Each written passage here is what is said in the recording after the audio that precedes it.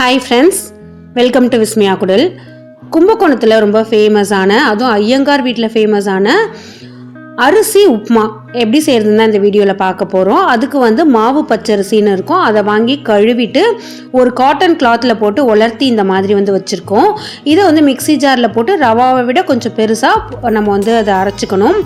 அதிகமாக இந்த மாதிரி அரிசி உப்புமா செய்கிறவங்க மிஷினில் கொடுத்து அரைச்சி வச்சுப்பாங்க. அது ஈவனாக இருக்கும். இதுக்கு தேவையான காய் அப்படின்னு பார்த்தீங்கன்னாக்கா, காய் கிடையாது, இஞ்சி, பச்சை மிளகாய், கருவேப்பிலை, கொத்தமல்லி, நல்ல நீளமாக வெட்டின வெங்காயம், இதுதான் தேவை.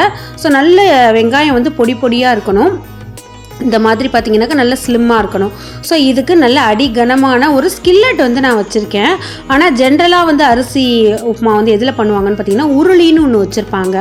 ஸோ அதில் உள்ளே ஈயம்லாம் பூசியிருக்கும், அதில் பண்ணுவாங்க. இதில் நல்லெண்ணெய் ஊற்றிட்டு கடுகு நல்லா விசிறி தூவி விட்டுட்டு மேலேயே கடலைப்பருப்பு, உளுத்தம்பருப்பு, காஞ்ச மிளகாயை இந்த மாதிரி சின்ன சின்னதாக கிள்ளி நான் போட்டுக்கிறேன். அந்த மாதிரி உருளி பொங்கப்பானை அதிலெல்லாம் செய்கிறப்போ அது புழுங்கி வேகும். ஸோ அது ரொம்ப டேஸ்ட் நல்லாயிருக்கும். பட் நமக்கு இந்த மாதிரி ஸ்கில்லட்டில் எல்லார் வீட்லேயும் அது இருக்காது அப்படிங்கிறதுனால இப்படி செஞ்சுருக்கேன். என்கிட்டையுமே உருளி ரொம்ப பெரிய சைஸில் இருக்குது. மேலேயே பார்த்திங்கன்னா இஞ்சி, அந்த நம்ம வெட்டி வச்சுருக்கிற வெங்காயம் இதெல்லாம் நல்லா வதக்கிட்டு பெருங்காய பவுடர் அது சேர்த்துக்கிறேன். நீங்கள் கட்டி பெருங்காயம் கூட சேர்த்துக்கலாம். ஏன்னா இல்லை தண்ணி ஊற்றுறதுனால அதுலேயே அதுக்கு கரைஞ்சிடும். வாசமும் ரொம்ப நல்லாயிருக்கும்.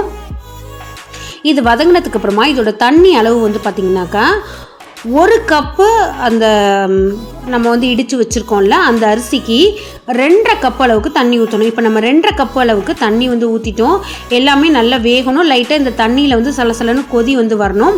அதில் உப்புமே சேர்த்துக்கிறேன். இப்போ உடச்சி வச்சுருக்கோம்ல நம்ம அரிசி, அதை இதில் சேர்த்துடலாம். இது சில பேர் புழுங்கல் அரிசியில் கூட செய்வாங்க. பட் அது ரொம்ப வேகிறதுக்கு டைம் ஆகும். நல்ல புழுங்கி வேகும் அப்படின்னு சொல்லுவாங்க. ஸோ இதெல்லாம் நீங்கள் கல்லை கூட வறுத்து போடலாம். அது டேஸ்ட் நல்லாயிருக்கும். பட் அந்த ஐயங்கார் வீட்டு ஸ்பெஷல் அப்படிங்கிறப்ப அதெல்லாம் எதுவும் சேர்க்க மாட்டாங்க. நம்ம சேர்த்துருக்கிற இந்த பொருள் தான் சேர்த்துருப்பாங்க அவங்க. நல்லா இதை கிளறிக்கிட்டே அந்த அரிசியை கொட்டிட்டு மூடி போட்டு வச்சுடுங்க. இதை மூடி போட்டு வச்சதுக்கப்புறமா கொஞ்சம் நேரத்துலேயே வெந்துடும். ரொம்பலாம் டைம் எடுக்காது. ஸோ இப்போ பார்த்தீங்கன்னா லைட்டாக தண்ணி இருக்குது. இப்போ நம்ம ஓப்பன்லேயே வச்சு ஒரு 5-10 நிமிஷம் இதை வேக வச்சுக்கலாம். ஃபஸ்ட்டு பார்க்குறப்ப கொஞ்சம் உங்களுக்கு சலசலன்னு இருக்கிற மாதிரி இருக்கும். ஆனால் இது ஆறுனதுக்கு அப்புறமா உங்களுக்கு ஒரு மாதிரி நம்ம நல்ல உப்புமா மாதிரி உதிரியாகவே வந்துடும். அதனால் தண்ணி இருக்குதுன்னு நினைக்க வேண்டாம். ஒரு 2 நிமிஷம் உங்களுக்கு தண்ணி தெரியாமல் நீங்கள் ஃபஸ்ட் டைம் அதிகமாக ஊற்றிட்டீங்கன்னாலுமே நீங்கள் அதை கொஞ்சம் நேரத்தில் அது அப்சர்வ் ஆகிடும்.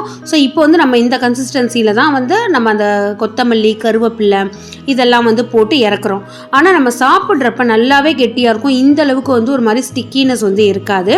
ஸோ கண்டிப்பாக ட்ரை பண்ணி பாருங்கள். இதுக்குன்னு அவங்க ஜெனரலாக அந்த சட்னி அரைக்கிறது அதெல்லாம் இருக்காது. என்ன குழம்பு இருக்கோ, லஞ்சுக்கு என்ன குழம்பு செய்கிறாங்களோ அதையே வச்சு சாப்பிட்ருவாங்க.